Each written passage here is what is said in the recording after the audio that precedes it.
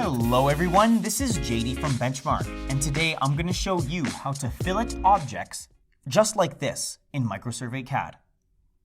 First, go up to the top and click Edit.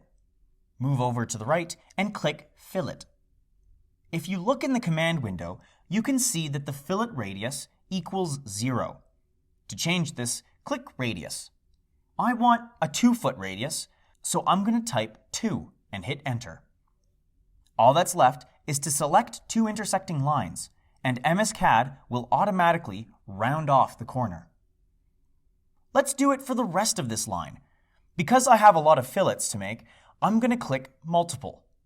Now it's just a matter of clicking one side and then the other for the rest of the line. Now, say that I want to fillet this rectangle, which happens to be a polyline. After I click Fillet, I must first click Polyline for it to work on this rectangle. Now all I have to do is simply click it. And that's about it.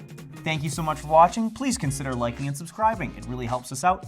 And if you have any questions about this video or about any others on our YouTube channel, please give us a call at 1-888-286-3204 or visit our website at bench-mark.ca.